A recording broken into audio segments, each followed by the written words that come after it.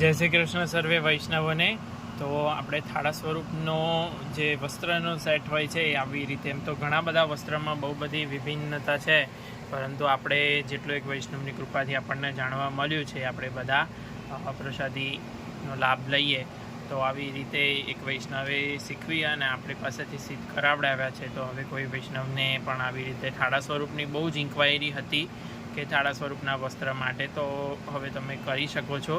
તો એ પ્રમાણે તમને કરી આપો। તો આવી રીતે પહેલાં પાક છે, દરેક વસ્તુની આપણે સાઇઝ પણ નીચે દરેક સેવાના સાહિત્યની આપણે જોતા જઈશું। તો આવી રીતે આ 1.5 ઇંચની આવી રીતે પાક છે, અને આમ પણ એવી રીતે પાકમાં વેરિએશન થતું રહે એવી રીતે। તો આ રૂપેરી ચીરાવાળી છજ્જેદાર પાક છે, તમે સાદી પાક પણ કરાવી શકો, આની અંદર આવી ગોલ્ડન લેસવાળી પણ કરાવી શકાય છે। તો આપણે દરેક વસ્તુ જોઈશું અને એનો લાભ આપણે લઈશું। અને કોઈ પણ વૈષ્ણવને આવું મલમલના કોઈ પણ રંગની અંદર તમારે સિદ્ધ કરાવડાવવું હોય તો તમને સ્ક્રીન ઉપર જે નંબર દેખાય એની ઉપર કોન્ટેક્ટ કરી અને તમારા સ્વરૂપનું પરફેક્ટ માપ મોકલી તમે બનાવડાવી શકો છો। આવી રીતે પાકને અહીંયા પછી લગાવની ગોળી પધરાઈ અને આવી રીતે રાખવાની હોય છે। તો પાક થઈ ગયો, ત્યારબાદ પછી આપણે જોઈશું સૌથી પહેલાં પૂજા વસ્ત્ર। તો આવી રીતે જો ગોર્ધનનાથજીનું સ્વરૂપ હોય, મદન મોહનજી જેવું સ્વરૂપ હોય તો આવી રીતે 2 ભુજા વસ્ત્ર, અને ચતુર્ભુજ સ્વરૂપ હોય, મથુરાનાથજી હોય, દ્વારકાધીશજી હોય, કલ્યાણરાયજી હોય, તો આવી રીતે જેવી રીતે પ્રભુના શ્રીહસ્ત હોય એમાં 2 શ્રીહસ્ત નાના અને 2 શ્રીહસ્ત મોટા, એવી રીતે તો આવી રીતે ભુજા વસ્ત્ર એવી રીતે સિદ્ધ કરવા। આ રૂપેરી લેસમાં આપણે જોઈએ છીએ, સોનેરી લેસમાં પણ સેમ વસ્તુ આવી રીતે એક સેટ આવે ઠાકોરજીને। તો ભુજા વસ્ત્ર થઈ ગયું। ભુજા વસ્ત્ર બાદ આ કોઠા વસ્ત્ર।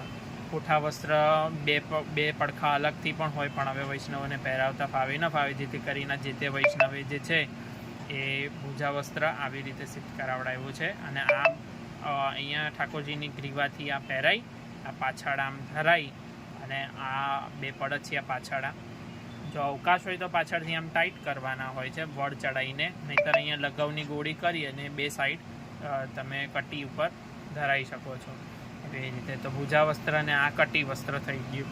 કટી વસ્ત્ર પછી કોઠા વસ્ત્ર પછી આપણે આવશે સુથાન।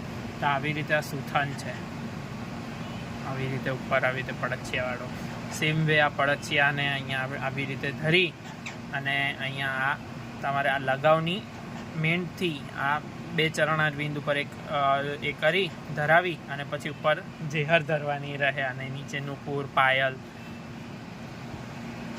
પગપાન વગેરે। ત્યારબાદ આપણે જોઈશું કે આ જે છે એ ચાકદાર, સંપ્રદાયમાં આવી રીતે ચાકદાર હોય છે।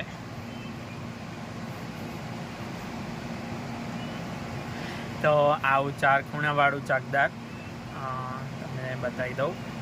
તો આને પણ પછી આપણે ઉપરથી આવી રીતે સુથાન ધર્યા બાદ આવી રીતે ચાકદાર અહીંયા ધરાવવાનું આવી રીતે। ત્યારબાદ ઘેરદાર, આવી રીતે આને ઘેરદાર કહેવાય, આવી રીતે અહીંયા। અને આ લગાવની ગોળીથી અથવા તો પડછિયાને લગાવવાળા કરી અને પાછળ અવકાશ હોય તો પાછળ જવા દઈએ અને પાછળ બટ મારી દેવાની છે આવી રીતે। અને ભુજા વસ્ત્ર મૂકીને આપણે અંદાજ લગાવીએ કે કેવું શું હોય। આવી રીતે આ ઉપરની ભુજાનું જો ગોર્ધનનાથજી હોય તો, અને આ નીચેની ભુજાનું વસ્ત્ર એવી રીતે। અને હવે જોઈએ કાચનીનો પ્રકાર હોય તો કાચની અને આમાં શું ફેર છે એ જોઈ લઈએ। કાચની આવી રીતે ડબલ ઘેરની હોય, આ ઘેરદારમાં એક જ ઘેર હોય, કાચનીમાં આવી રીતે ચુમ્નટ લીધેલી હોય આવી રીતે। આ ઘેરદાર વસ્ત્ર છે, આ કાચની છે।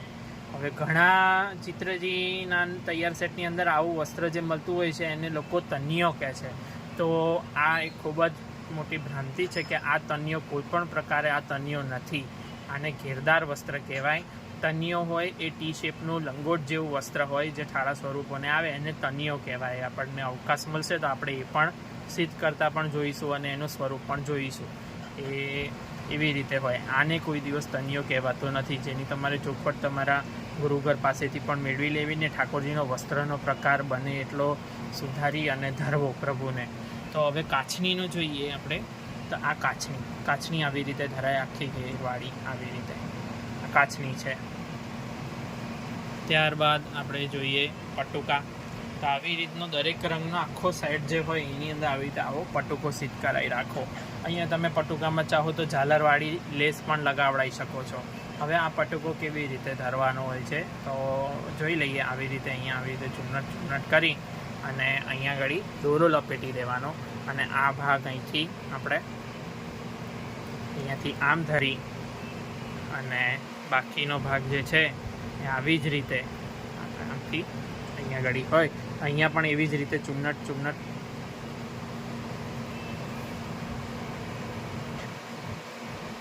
આવી રીતે અહીંયા આ વડ ચડાઈને સ્વરૂપ હોય તો એ પ્રમાણે થાય છે. આવી રીતે આ મલમલની અંદર આવી રીતે આ વાઘાનો આખો સેટ જે છે એ સિદ્ધ થાય છે. ત્યારબાદ આ છે પીછોડા. આવી રીતે પીછોડો પણ ઠાકોરજીને આવે છે તો તમે એ પણ કરાવડાવી શકો છો. પીછોડો ફરીથી એક વખત જોઈ લઈએ. આ પટુકાનું વસ્ત્ર છે, કાચની સુથન છે, ચોલી પુઠ્ઠા વસ્ત્ર પણ કહેવાય. આવી રીતે 2 ભુજા વસ્ત્ર, જો 4 ભુજાઓ હોય તો 4 ભુજાના ભુજા વસ્ત્ર, આ ઘેરદાર, આ ચાકદાર, પીછોડો અને આ છે પાગ. હજુ પણ ઘણા બધા વસ્ત્રના પ્રકાર આવે છે પણ બેઝિક જે હોય એ આપણે આટલું કરી શકીએ. તો પણ હવે આને આવી રીતે એક કરી ચાહો તો તમે આવો એક રંગનો આખો ડબ્બો બનાવો જેમાં લાલ કલરની બધી પાક જેમ કે ઠાકોરજીના દુમાલા, હેટો, ગ્વાલપાક, ટીપારાની ટોપી, જે લાલ છાપાની કુલા આવે છે આપણી ચૈત્રી સંવત્સરની એ બધું એમાં લાલમાં તમે ભેગું કરી શકો છો. અથવા તો તમે ખાલી લાલ મલમલનો જ આખો સેટ આની અંદર મૂકી શકો. એ કોથળી પણ બનાવી શકો. તો જ્યારે લાલ કલરના વસ્ત્ર હોય ત્યારે બધું જ તમને લાલ કલરનું સાહિત્ય આની અંદરથી મળી રહે. ચાહે પછી એ ગોલ્ડન લેસ હોય કે સિલ્વર લેસ હોય. તો આવી રીતે કોઈ પણ સાહિત્ય હવે તમે સિદ્ધ કરવા માટે અમારો સંપર્ક કરી નીચે તમને સ્ક્રીન ઉપર નંબર દેખાતો જ હશે એની પર કોન્ટેક્ટ કરી અને તમે વોટ્સઅપમાં પણ મેસેજ કરી શકો છો. આનો સ્ક્રીનશોટ લઈને પણ તમે પૂછી શકો છો. પણ મેક શ્યોર કે તમારી પાસે તમારા સ્વરૂપનું એક્ઝેક્ટ માપ હોવું જરૂરી છે દરેક વસ્તુનું. કે સુથન લંબાઈમાં કેટલી ઇંચ જોઈશે, ભુજા વસ્ત્ર લંબાઈમાં કેટલી ઇંચ જોઈશે, ચોલી કેટલી લાંબી જોઈશે. દરેક વસ્તુનું માપ લીધા પછી તમે અમારો કોન્ટેક્ટ કરશો તો ખૂબ જ વસ્ત્ર સિદ્ધ કરવામાં સરળતા રહેશે. આપ સર્વેનો ખૂબ ખૂબ આભાર. સર્વેની જય શ્રી કૃષ્ણ.